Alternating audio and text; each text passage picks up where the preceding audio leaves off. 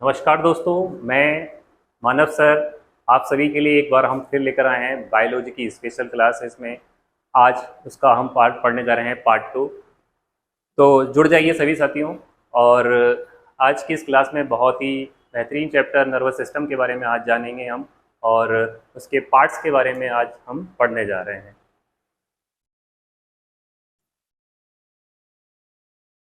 बच्चों, पिछली क्लास में हमने नर्वस सिस्टम की कुछ स्पेशल तकनीक के बारे में, कुछ फीचर्स के बारे में पढ़ा था, और हमने पढ़ा था उसके ऊपरी हिस्से के बारे में जिसे हम बोलते हैं क्रैनियम, और उसके बाद हमने पढ़ा था ब्रेन मेम्ब्रेन, मस्तिष्क झिल्ली के बारे में पढ़ा था, जो होती है ड्यूरामीटर, आर्कनॉइड और पायरोमीटर। उसके बाद जब हम झिल्ली को हटाते हैं, उसके बाद हमें दिमाग के पार्ट्स के बारे में आज हम पढ़ेंगे, दिमाग के कुछ भागों के अध्ययन करेंगे। तो आज हम वही पढ़ने जा रहे हैं बेटा।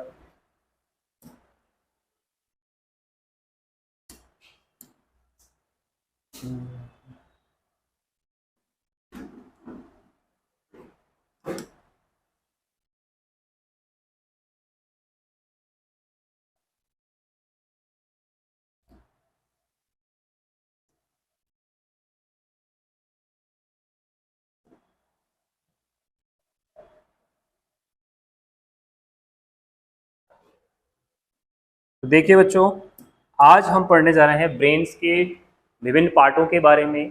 मानव मस्तिष्क को 3 भागों में बांटा गया है। पहला भाग है फोर ब्रेन, दूसरा भाग है मिड ब्रेन, और तीसरा भाग है हिंड ब्रेन। फोर ब्रेन को कहा जाता है बेटा अग्र मस्तिष्क। अग्र मस्तिष्क, हिंदी वाले बच्चे अग्र मस्तिष्क में याद करेंगे, इंग्लिश वाले फोर ब्रेन में। मिड ब्रेन को कहा जाता है मध्य मस्तिष्क, और हिंड ब्रेन को कहा जाता है बेटा पश्चिम मस्तिष्क। पश्चिम मस्तिष्क। मनुष्य के मस्तिष्क को 3 भागों में बांटा गया है, अग्र मस्तिष्क, मध्य मस्तिष्क और पश्चिम मस्तिष्क। अगर आपसे कहा जाए कि दिमाग का सबसे बड़ा भाग क्या है, तो आप कहोगे फोर ब्रेन। फोर ब्रेन जो है दिमाग का सबसे बड़ा भाग होता है, सबसे बड़ा भाग होता है। कितना सबसे बड़ा भाग होता है अगर आपसे कहा जाए, तो आप याद रखिएगा 2/3 भाग जो होता है वो यही होता है। दिमाग का 2/3 हिस्सा जो है वो फोर ब्रेन होता है, और बाकी पूरा जो भाग है वो 1/3 होता है। अगर बात आ जाए कि सबसे छोटा भाग कौन सा है, दिमाग का सबसे छोटा भाग, तो आप कह देंगे मध्य मस्तिष्क या मिड ब्रेन। दिमाग का सबसे छोटा भाग मध्य मस्तिष्क या मिड ब्रेन होता है। तो आपके बेटे 3-5 क्वेश्चन यहाँ पे आपके क्लियर होते हैं। पहला, सबसे बड़ा भाग कौन सा है दिमाग का, तो आप कहेंगे अग्र मस्तिष्क। सबसे छोटा कौन सा है, मध्य मस्तिष्क। अग्र मस्तिष्क कितना भाग होता है, 2/3 होता है। कितने हिस्से होते हैं, तो 3 हिस्से बोलोगे आप, अग्र मस्तिष्क, मध्य मस्तिष्क और पश्चिम मस्तिष्क। अगर बात आए कि अग्र मस्तिष्क के कितने भाग होते हैं, अग्र मस्तिष्क के कितने भाग होते हैं, तो आप याद रखिएगा सेरिब्रम, थैलेमस और हाइपोथैलेमस। 3 भाग होते हैं, सेरिब्रम, थैलेमस और हाइपोथैलेमस। सेरिब्रम ही है जिसका नाम होता है प्रमस्तिष्क। सेरिब्रम का नाम है प्रमस्तिष्क। सेरिब्रम को हिंदी में कहा जाता है प्रमस्तिष्क। या फिर आप इसमें एक चीज और याद रखिएगा, इसको हम कहते हैं दिमाग का सबसे बड़ा उपभाग। दिमाग का सबसे बड़ा उपभाग कहा जाता है। बेटा याद रखना, ऊपर का जो भाग है वो क्या है, सबसे बड़ा भाग है। सबसे बड़ा क्या है, भाग। दिमाग का सबसे बड़ा भाग जो है वो है फोर ब्रेन, और दिमाग का सबसे बड़ा उपभाग की बात करेगा तो हम लगाएंगे सेरिब्रम। उपभाग क्या लगाएंगे, उपभाग सेरिब्रम लगाएंगे, जिसे हिंदी में हम बोलते हैं प्रमस्तिष्क। फिर हम पढ़ेंगे थैलेमस, और फिर एक और भाग क्या है, हाइपोथैलेमस। ये हम सभी पढ़ेंगे डिटेल में, अभी सिर्फ नाम याद रखिएगा। मिड ब्रेन में सिर्फ हम छोटी छोटी क्रियाएं पढ़ेंगे, जिसको हम बोलते हैं रेटिक्यूलर फॉर्मेशन। 1-2 लाइन में इसको खत्म करेंगे। फिर हमारा आता है पश्चिम मस्तिष्क। पश्चिम मस्तिष्क को कितने भागों में बांटा गया है, तो बेटा ये भी 3 भागों में बांटा गया है, मेड्यूला ऑब्लांगाटा, पोन्स वेरोलाई और सेरिबेलम। मेड्यूला ऑब्लांगाटा, शॉर्ट में हम इसको क्या लिखेंगे बेटा, MO। शॉर्ट में क्या लिखेंगे, MO लिख देंगे, शॉर्ट में लिख देंगे MO। पॉन्स बैरोली, पॉन्स बैरोली, शॉर्ट में क्या लिख देंगे इसको, PB। याद रखिएगा, ये हम बीच में अभी क्वेश्चन आएगा तो ये शॉर्ट में लिखा हुआ मिलेगा MO और PB। तीसरा भाग है सेरिबेलम। सेरिबेलम को हिंदी में कहा जाता है अनुमस्तिष्क। मस्तिष्क। सेरिबेलम को हिंदी में कहा जाता है अनुमस्तिष्क। अनुमस्तिष्क जो है ये यहाँ होता है, ये दिमाग के पीछे वाला जो भाग है, यहाँ पर हमारा अनुमस्तिष्क होता है। इसलिए बच्चों को बोला जाता है कि यहाँ नहीं मारना चाहिए, छोटा दिमाग कहते हैं इसको, कि पीछे की तरफ बच्चों को नहीं मारना चाहिए। बच्चा का दिमाग क्या हो जाता है, कमजोर हो जाता है। क्यों हो जाता है? क्योंकि यहाँ होता है हमारा छोटा दिमाग, या छोटा दिमाग किसको कहते हैं हम? अनुमस्तिष्क को कहते हैं छोटा दिमाग, या लिटिल ब्रेन जिसको कहा जाता है इंग्लिश में, लिटिल ब्रेन कहते हैं। इसलिए बच्चों को यहाँ टपकी अगर मारते हैं ना, तो उनके पेरेंट्स कहते हैं कि यहाँ नहीं मारना चाहिए, बच्चे का दिमाग कमजोर हो जाएगा।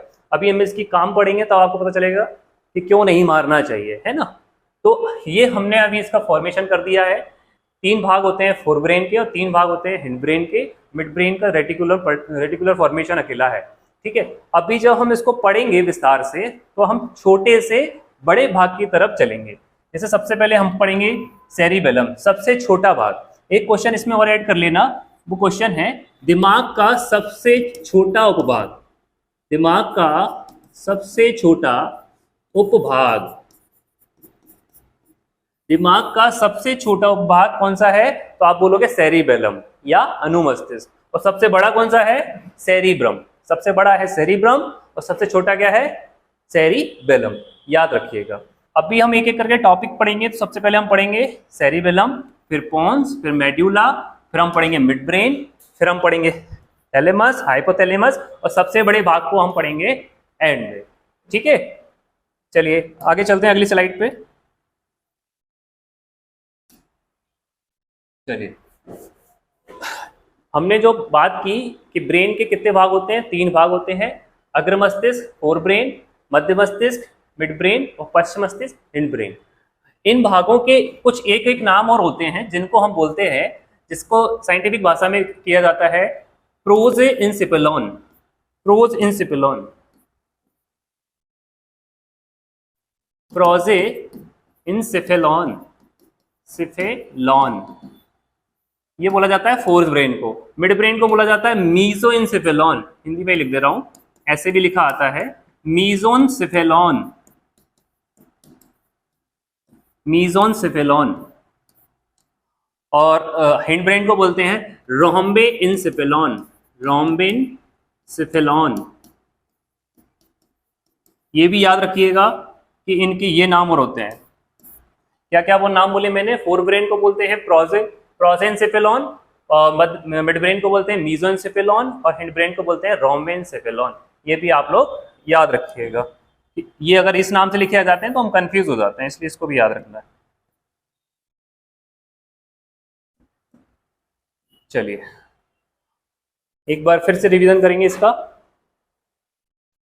फोर ब्रेन के 3 part, cerebrum, thalamus, hypothalamus. Mid brain का रेटिकुलर है, और हमारा हिंड ब्रेन का 3 पार्ट, पोन्स, मेड्यूला और सेरिबेलम। तो बताइए ये क्या है? ये हमारे ब्रेन का क्या है? सबसे बड़ा उपभाग, सबसे बड़ा उपभाग होता है, ठीक है। फोर ब्रेन क्या है? सबसे बड़ा भाग है। फोर ब्रेन क्या है? सबसे बड़ा भाग। ये क्या हो गया? सबसे बड़ा उपभाग। कितना है ये? 2/3। कितना है? 2/3, 2/3 भाग होता है। ब्रेन, मिड ब्रेन क्या है? सबसे छोटा भाग। ये दोबारा रिवीजन इसलिए करा रहा हूं ताकि आपको याद रहे, ठीक है। और यहां पर क्या आ जाएगा? सबसे छोटा, ठीक है, सबसे छोटा उपभाग। क्या नाम कंफ्यूज ना हो जाओ, इसलिए एक एक बार इसको देख लेना। अब इसकी स्थिति देख लीजिए। देखिए ये जो आपको ऊपर का पूरा भाग दिख रहा है, ये जो है ये हमारा फोर ब्रेन है, ठीक है। फोर ब्रेन का कौन सा भाग है? सेरिब्रम। क्या है ये? सेरिब्रम है। सेरिब्रम के फिर निचला जो भाग होगा ये हाइपोथैलेमस, और हाइपोथैलेमस के नीचे जो भाग होगा वो होगा थैलेमस। थैलेमस के नीचे जो भाग होगा वो होगा मिड ब्रेन। मिड ब्रेन के बाद आएगा पोन्स, पोन्स के बाद आएगा मेड्यूला, और मेड्यूला के नीचे आएगा सेरिबेलम। बाद में फिर हम स्पाइनल कॉर्ड को पढ़ेंगे। इस तरह से हम एक एक करके सारे भागों को पढ़ेंगे और उनके कार्य का वर्णन करेंगे, ठीक है। आगे बढ़ते हैं। देखिए इसमें भी यही है कि जो स्थिति कैसे कैसे ब्रेन के पार्ट्स की स्थिति कहाँ कहाँ पर है। जैसे हम पढ़ना शुरू करेंगे कहाँ से? निचले भाग से। तो सबसे पहले हम किसको पढ़ेंगे? आप ये देखिए, ये जो भाग आप देख रहे हो, ये जो भाग है ये होता है आपका अनुमस्तिष्क। ये जो भाग है ये है आपका अनुमस्तिष्क, मतलब सेरिबेलम है। सेरिबेलम के बाद आपको मिलते हैं मेड्यूला, पॉन्स और मिड ब्रेन। मेड्यूला, पॉन्स और मिड ब्रेन, ये तीनों आपको एक साथ लगे हुए मिलते हैं। फिर उसके बाद थैलेमस, फिर इसके ऊपर हाइपोथैलेमस आएगा, फिर आएगा आपका फोरब्रेन। ये स्थिति याद रखना। क्या होगा? सबसे पहले अनुमस्तिष्क होगा, अनुमस्तिष्क होगा इसके साइड में इस तरह से, ये पीछे की तरफ लगा हुआ। पीछे की तरफ क्या होगा? अनुमस्तिष्क। अनुमस्तिष्क के बाद हमारा जो स्ट्रेट लाइन जो आएगी, स्ट्रेट लाइन में होगा सबसे पहले मेड्यूला, मेड्यूला के बाद पोन्स, फिर आएगा मिड ब्रेन। ये तीनों क्या हो? एक सीधी रेखा में होते हैं। इनको बोलते हैं ब्रेन की पूंछ, या ब्रेन टेल बोलते हैं, या ब्रेन की क्या बोलते हैं?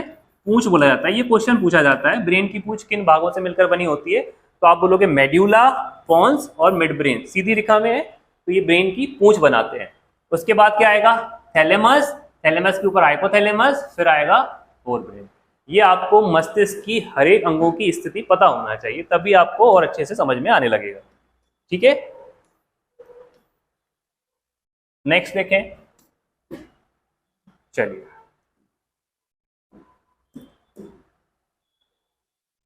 अब हम पहला पार्ट पढ़ने जा रहे हैं। पहला भाग जो हमने सबसे छोटा दिमाग पढ़ने जा रहे हैं, कौन सा है सबसे छोटा दिमाग? कौन सा होता है? सेरिबेलम, मतलब अनुमस्तिष्क, ब्रेन का सबसे छोटा उपभाग, जिसको हम कहते हैं लिटिल ब्रेन या छोटा दिमाग जिसको कहा जाता है। ये क्या काम करता है? ये तीन काम करता है। क्या करता है भाई? तीन काम। ये शरीर का संतुलन बनाए रखने में मदद करता है, दूसरा मांसपेशियों का संकुचन करता है, और तीसरा क्या करता है? बोलने की क्षमता को नियंत्रण करता है। क्या करता है? बोलने की क्षमता, क्षमता को नियंत्रित करता है। नियंत्रण मतलब ये जो हमारा अनुमस्तिष्क है, ये छोटा दिमाग है, ये तीन काम करता है। क्या तीन काम करता है? सबसे पहले बॉडी बैलेंसिंग करता है, मतलब हमें खड़े रहने, चलते हैं तब हमारी बॉडी को बैलेंस करने में मदद करता है। दूसरा क्या करता है? मांसपेशियों का संकुचन करता है। मांसपेशियों का संकुचन, जैसे हार्ट का संकुचन होना, हार्ट का धड़कना, ये कौन संकुचन नियंत्रण करता है? हमारा अनुमस्तिष्क। जैसे हमारे हाथ पैरों की मांसपेशियों, हाथ पैर चला रहे हैं, यहाँ पे जो मांसपेशियों का संकुचन हो रहा है, ये भी कौन नियंत्रण करता है? हमारा छोटा दिमाग। फिर इसके बाद आया स्पीकिंग पावर कंट्रोल करना, बोलने की क्षमता को कंट्रोल करना, ये भी कौन करता है? हमारा अनुमस्तिष्क। एग्जाम्पल एक दीजिए, एक एग्जाम्पल मैं बता रहा हूं। जैसे एक शराबी है, आप सोचिएगा, एक शराबी है, शराबी जब बहुत अधिक मात्रा में शराब का सेवन करता है तो उसके शरीर का या ब्रेन का कौन सा भाग प्रभावित होता है? तो आप कहोगे ये जो पीछे लगा हुआ है, ये जो है अनुमस्तिष्क। किसी शराबी के अधिक शराब पीने से कौन सा ब्रेन का भाग प्रभावित होता है? तो आप कहोगे अनुमस्तिष्क। जैसे कि आप समझिए, शराबी जब शराब पीता है तो अपने शरीर का संतुलन बना रख पाता है क्या? नहीं बना पाता। वो लड़खड़ाता है, गिर जाता है, कभी जाके नाली में गिर जाता है या कहीं भी भिड़ जाता है। वो अपनी बॉडी का बैलेंस नहीं कर पाता है ना, चलते चलते गिर जाते हैं। ठीक है। दूसरा, मसल्स कॉन्स्ट्रक्शन।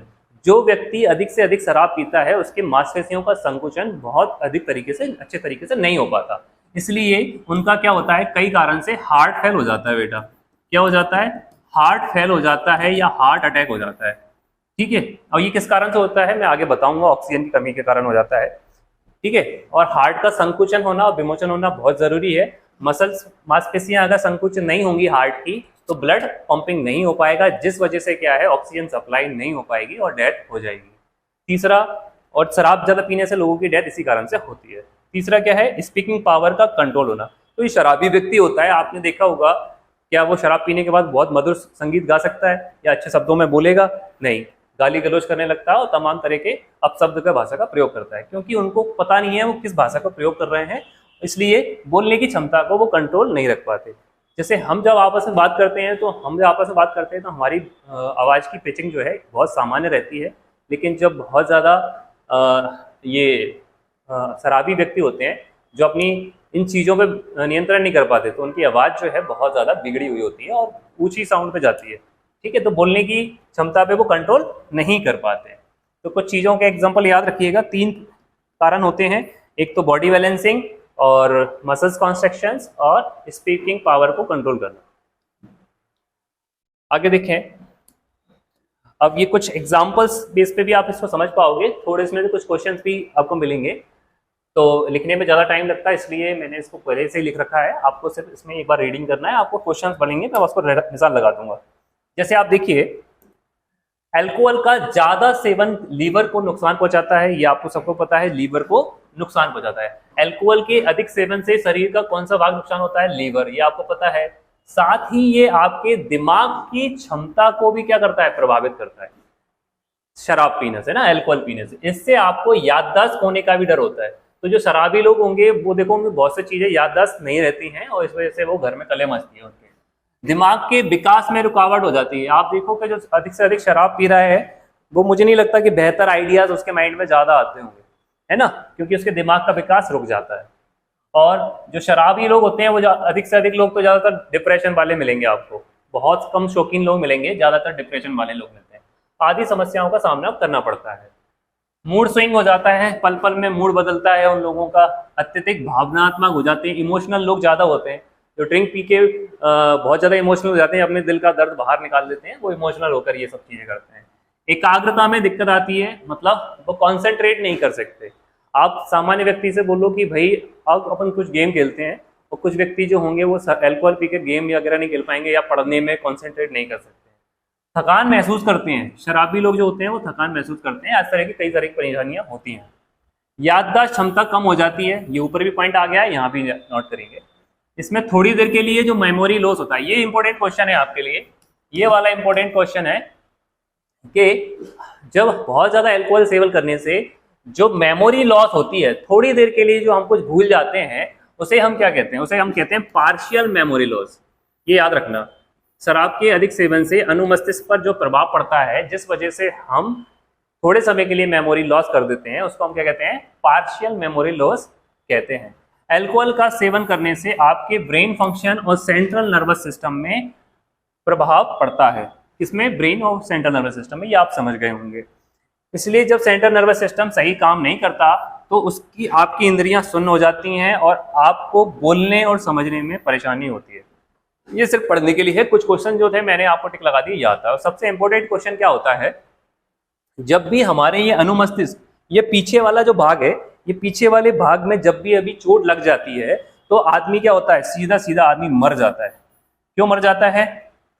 वही वाला काम है जो मैंने बोला है, हार्ट फेल हो जाता है और ऑक्सीजन की कमी हो जाती है। जैसे मान लीजिए हम हेलमेट पहन के चलते हैं, तो क्यों पहन के चलते हैं? क्योंकि हमें ये पूरा का पूरा सर बचाना है। तो ये सर वाली जो हिस्सा है ये बहुत कड़क होता है, और ये जो हिस्सा है ये थोड़ा सा कमजोर होता है पीछे की तरफ, अनुमस्तिष्क वाला। अगर इस जगह चोट लग गई या इस जगह हम टकरा गए किसी वस्तु से, जब इस जगह चोट लग जाएगी तो हमारा अनुमस्तिष्क पूरा पूरा डैमेज हो सकता है। वहां पर कहीं ना कहीं क्लॉटिंग जम जाएगी।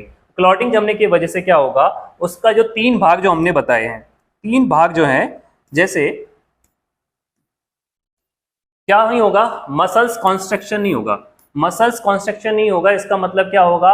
हार्ट पंप नहीं करेगा, और हार्ट पंप नहीं करेगा तो क्या होगा? हमारे शरीर में हार्ट पंप करके क्या करता है? ब्लड के साथ ऑक्सीजन को सभी भागों में ले जाता है। तो ऑक्सीजन को सब भागों में नहीं ले जा पाएगा, जिससे ऑक्सीजन की कमी हो जाएगी, और ऑक्सीजन की कमी होने से क्या हो जाएगा? हार्ट सिकुड़ कर रह जाएगा और पंप नहीं कर पाएगा, हार्ट फेल हो जाएगा। इस कारण व्यक्ति की हो जाएगी मृत्यु हो जाती है। ठीक है, याद रखिएगा इसको।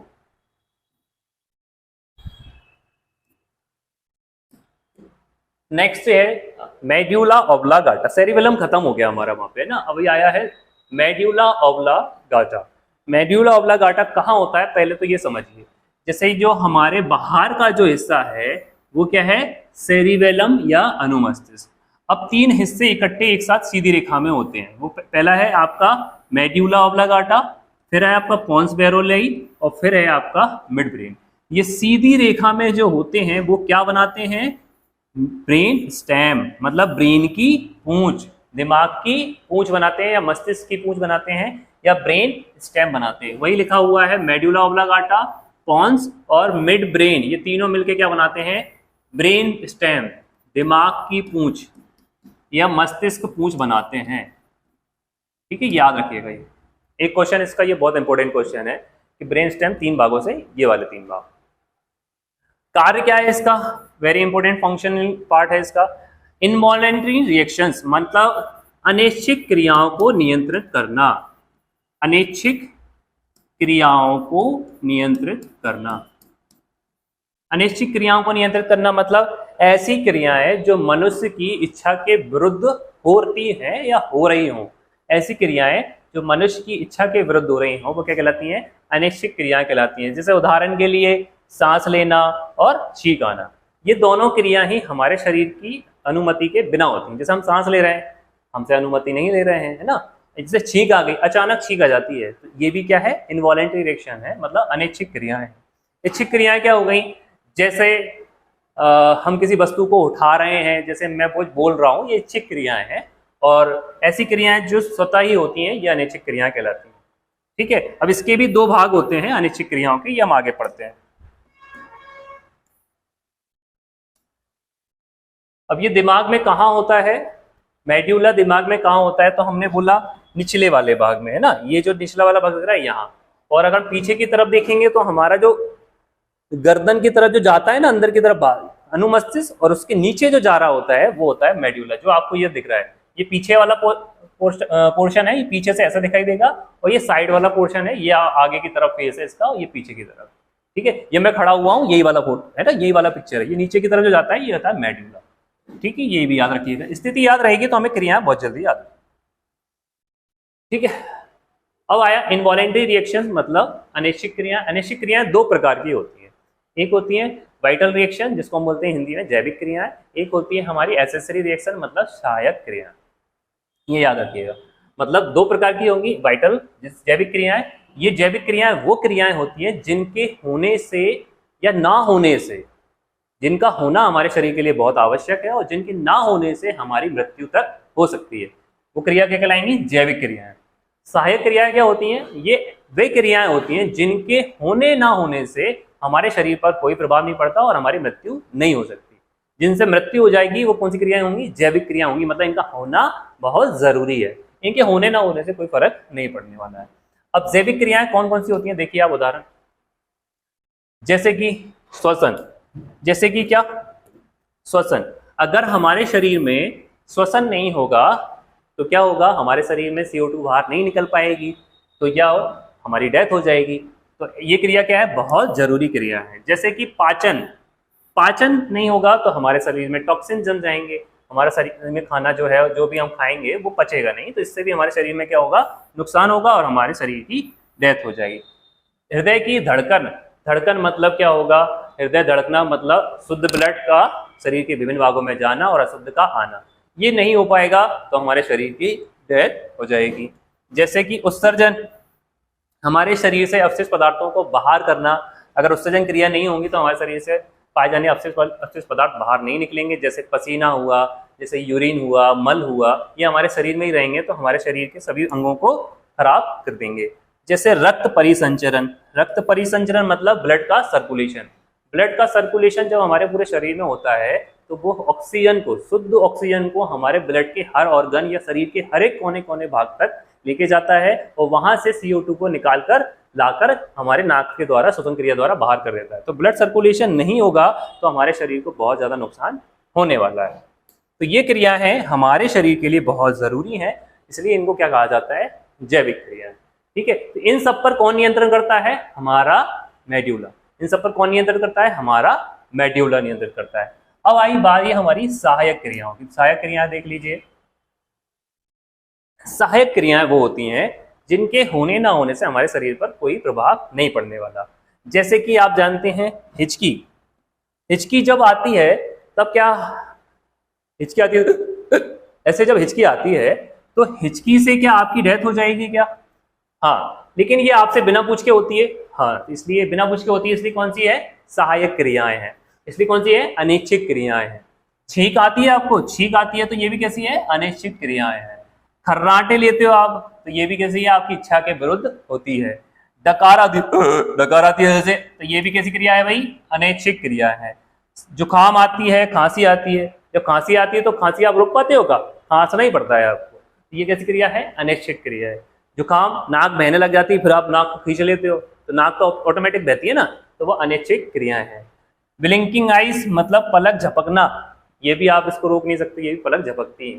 ठीक है, तो कुछ ऐसी क्रियाएं हैं जिनके होते रहने से भी या ना होने से भी हमारे शरीर को नुकसान नहीं होगा। तो इन सभी क्रियाओं पर कौन नियंत्रण करता है? हमारे दिमाग का कौन सा भाग? Medulla oblongata. इसको याद रखिएगा, है ना, ये बहुत अच्छा क्वेश्चन बनते हैं इससे। नेक्स्ट क्वेश्चन आया है, नेक्स्ट टॉपिक है पॉन्स बैरोली। नेक्स्ट है पॉन्स बैरोलाई।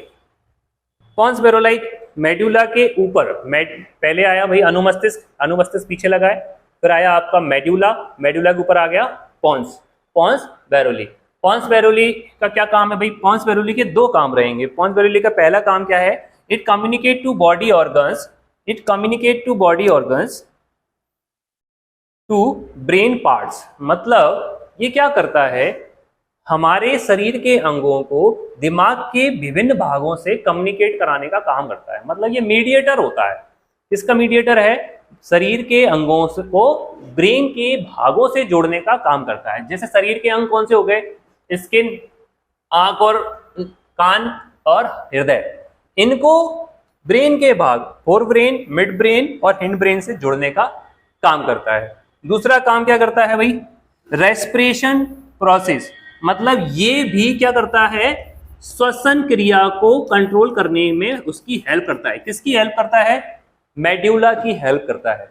जैसे मान लो आपके पास क्वेश्चन आ जाए कि श्वसन क्रिया को कौन कंट्रोल करता है, अगर एमओ ऑप्शन आ जाए तो एमओ लगा देना, पीबी ऑप्शन आ जाए तो पीबी लगा देना, अगर बोथ ऑप्शन आ जाए मतलब दोनों, तो दोनों लगा देना, या नन ऑफ दीस आ जाए तो नन ऑफ दीस नहीं लगाएंगे, क्या लगाएंगे? बोथ।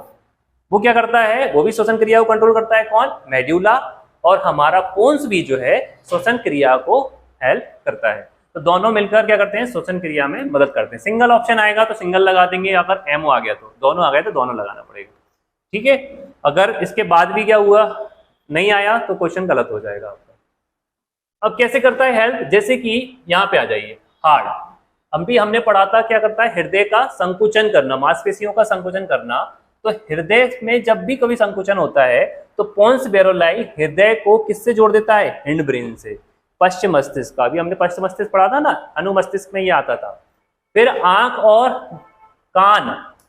कान की कोई भी क्रिया होगी या कोई भी कार्य होगा, उसको पोन्स किसको दे देता है? हमारे मिड ब्रेन को। मतलब क्या करता है? मध्य मस्तिष्क जो है आंख और कान में जो भी नियंत्रण करने की बात होती है वो कौन देखता है? मिड ब्रेन देखता है। मतलब मिड ब्रेन आंख और कान को कंट्रोल और कोऑर्डिनेट करता है। अब तीसरा आया स्किन। ये पूरा स्किन हमारा, इसको कौन कंट्रोल करता है? इसको पोन्स इसकी क्रियाओं को लेता है और किसको भेज देता है?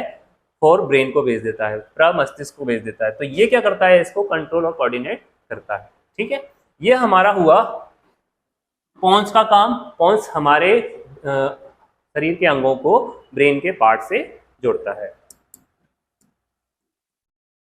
नेक्स्ट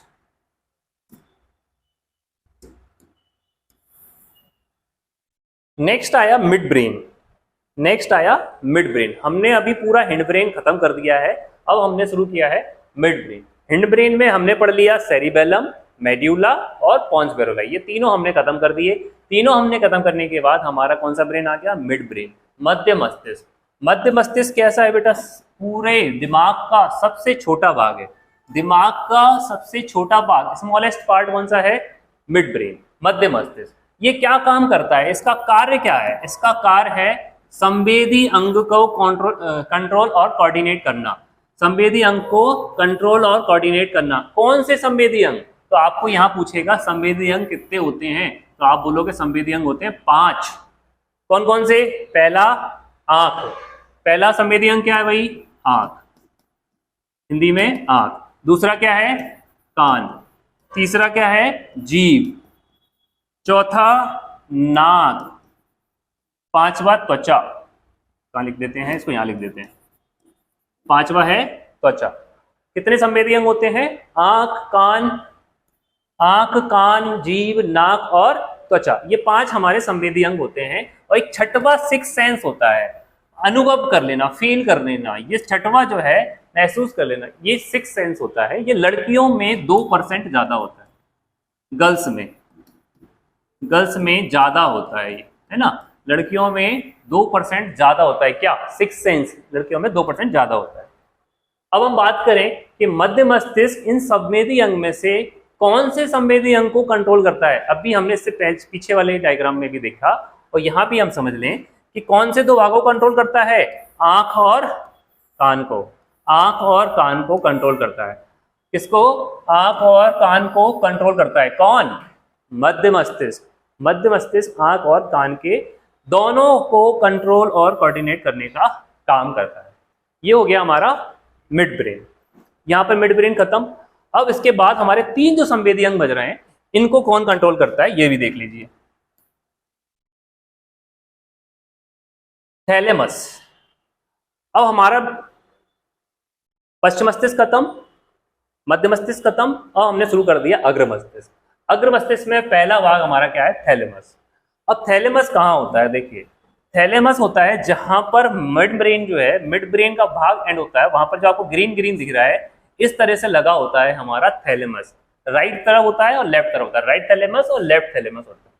अब देखिए इसमें क्या इसके कार्य देखिए। ये हमारे 2 संवेदी अंग को कौन कंट्रोल कर रहा है? Mid brain. उसके बाद 3 संवेदी अंग बचे हमारे, जीभ, त्वचा और नाक। इनको कौन कंट्रोल करेगा? इनको कंट्रोल करता है हमारा थैलेमस। कौन करता है? थैलेमस। 3 सेंसरी ऑर्गन्स को कौन कंट्रोल करता है? हमारा थैलेमस। जैसे टंग, नोज और स्किन। मतलब क्या हो गया बेटा? जीभ, नाक और त्वचा।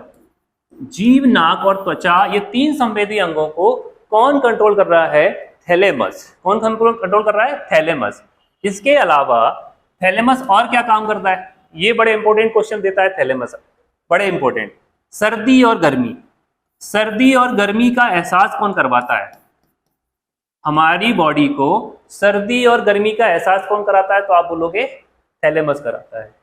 और ये इंपॉर्टेंट क्वेश्चन आपका एक और आया, बाहरी दर्द और टेम्परेचर, एक्सटर्नल पेन और टेम्परेचर का नियंत्रण कौन करता है? बाहरी दर्द बोले तो जैसे किसी चोट के कारण दर्द होना, है ना, कहीं किसी और मतलब लग जाने से दर्द होना बाहर की तरफ, तो ये बाहरी दर्द और बाहरी टेम्परेचर। टेम्परेचर भी कैसा? ये भी भारी और ये भी बाहरी। इसको कौन नियंत्रण करता है? हमारा थैलेमस। ठीक है। अल्कोहल का पॉइंट क्या था? लो नेक्स्ट। हाँ, अल्कोहल का पॉइंट ये था कि ज्यादा अधिक अल्कोहल पीने से हमारा थैलेमस कमजोर हो जाता है।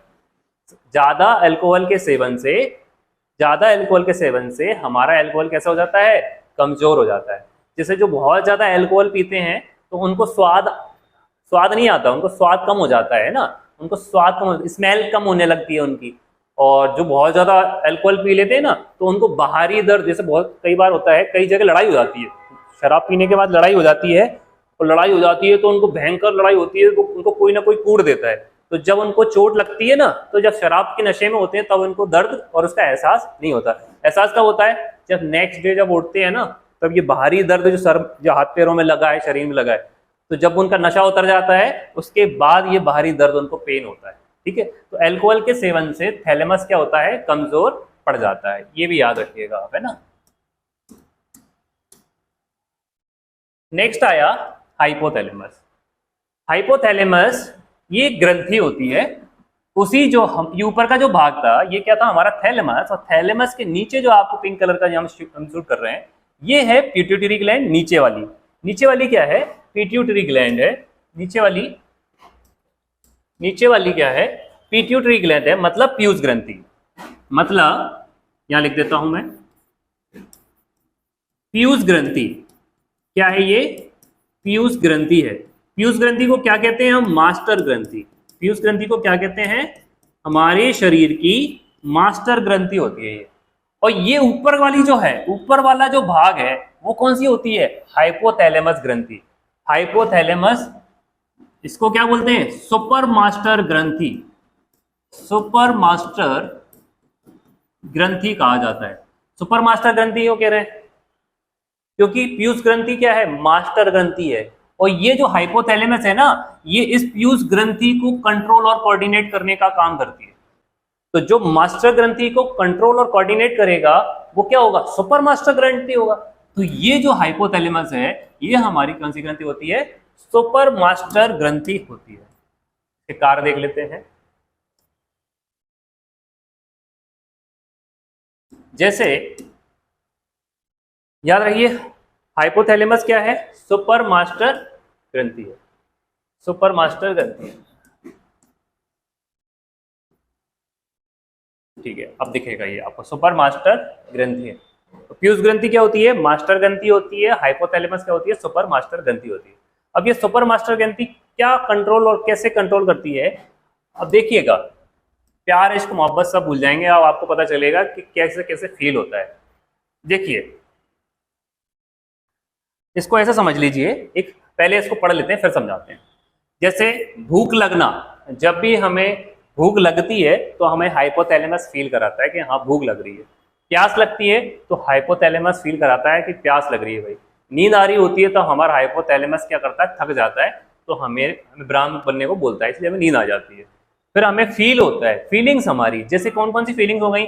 प्यार की, नफरत की, और कुछ आदतें हमारी जो होती हैं जैसे बार बार तकिया कलाम बोलने की, है ना, कुछ हैबिट्स हमारी, अच्छी भी हैबिट्स और बुरी हैबिट्स भी, ये भी हमारा हाइपोथैलेमस नियंत्रित करता है। हंसी आना या रोना, हंसना रोना भी हमारा हाइपोथैलेमस हमें फील कराता है। एक होता है मूड, मूड नहीं सुनते आप? मूड जानते हैं कि अरे आज कोचिंग जाने का मूड नहीं है, आज कॉलेज जाने का मूड नहीं है, आज मेरा ये खाने का मूड नहीं है, आज मुझे बाहर का खाने का मूड है। तो ये मूड वही मूड है ना, ये कौन बनाता है? ये हाइपोथैलेमस बनाता है। एक हमने बाहरी दर्द की बात की, तो बाहरी दर्द कौन था? थैलेमस। थैलेमस क्या था? बाहरी दर्द। ये कौन सा दर्द है? आंतरिक दर्द। आंतरिक दर्द और ताप, वो क्या था? बाहरी दर्द और ताप थैलेमस, आंतरिक दर्द और ताप हाइपोथैलेमस। अब यहां पर एक चीज समझिए, जैसे दो कपल होते हैं, दो कपल के बीच में जब आकर्षण होता है तब क्या होता है भाई? प्यार हो जाता है। अब प्यार हो जाता है तो उनकी क्या होती है भैया? भूख उड़ जाती है, भूख नहीं लगती है, प्यास भी नहीं लग रही है भाई, भूख प्यास सब उड़ गए। वही गाना है, मेरी भूख गई, नींद गया, प्यास गया, सब गया, नींद भी उड़ जाती है। मतलब क्या होता है? उनका हाइपोथैलेमस क्या हो जाता है? कंट्रोल और कोऑर्डिनेट करना कम कर देता है। तो ये सब चीजें उनको फील नहीं होती, और कभी भी हंसी आ रही होती है, कभी भी रो रहे होते हैं, है ना, उनका मूड कभी भी बदलता रहता है ना, ज्यादा वैसा मूड ही नहीं बनते। और जब किसी का ब्रेकअप हो जाता है, दिल टूट जाए, कोई उसको धोखा दे जाए, तब क्या होता है? आंतरिक दर्द होता है, इंटरनल पेन। अरे वो मुझे छोड़ गई भैया, मेरा तो दिल टूट गया, है ना। फिर वो वही वाला हमारा अनुमस्तिष्क को टॉर्चर करेगा, शराब पिएगा, है ना। तो याद रखिएगा आंतरिक दर्द होता है। तो ये सब कौन नियंत्रित करता है? हाइपोथैलेमस नियंत्रित करता है। अगर आपको किसी से लव हो जाए, जैसे हमें अपनी घर वालों से प्यार होता है, छोटे छोटे बच्चों से प्यार होता है, हमें अपने पेरेंट्स से प्यार होता है, तो ये जो प्यार की जो फीलिंग्स है ये कौन बताता है? ये हार्ट में कुछ नहीं होता भाई। हार्ट क्या करता है? हार्ट से ब्लड को पंपिंग करता है। ये ऐसा वैसा सेव नहीं होता है इसका। हार्ट क्या करता है? इससे ब्लड को पंपिंग करता है और शुद्ध ब्लड को हमारे शरीर में लाकर ऑक्सीनेटेड करता है, और फिर उसको डीऑक्सीनेट करके ऑक्सीनेट करता है, मतलब शुद्ध करता है, खराब ब्लड को शुद्ध करता है। उसको भी पढ़ेंगे अपन विस्तार से। लेकिन हमारे प्यार की फीलिंग, नफरत की फीलिंग, कुछ आदतों की फीलिंग, ये कौन नियंत्रित करता है? हाइपोथैलेमस नियंत्रित करता है। तो भूल जाइएगा, हाइपोथैलेमस याद रखिएगा, है ना। चलिए, तो आज हमने बहुत कुछ पढ़ा। आज हमने क्या पढ़ा? आज हमने पढ़ा है, आज हमने क्या पढ़ा है? आज हमने पढ़ा हमारे ब्रेन के विभिन्न पार्टों के बारे में पढ़ा। सबसे पहले हमने पढ़ा सेरिबेलम, सेरिबेलम जो बॉडी बैलेंसिंग नहीं कर सकता, है ना। दूसरा हमने पढ़ा मेड्यूला, फिर हमने पढ़ा है पॉन्स वेरोलाई, हमने पूरा ये पश्चिम मस्तिष्क खत्म किया। फिर हमने मिड ब्रेन पढ़ा, मिड ब्रेन को खत्म कर दिया। मिड ब्रेन के बाद हमने पढ़ा है हमारा अग्र मस्तिष्क में थैलेमस और हाइपोथैलेमस। यहाँ तक हम पूरा आज खत्म करते हैं। बहुत लंबा हो जाएगा वीडियो, इसलिए हम अगला क्लास पार्ट 3 में इसको पूरे ब्रेन को, नर्वस सिस्टम को कंप्लीट करेंगे। Thank you.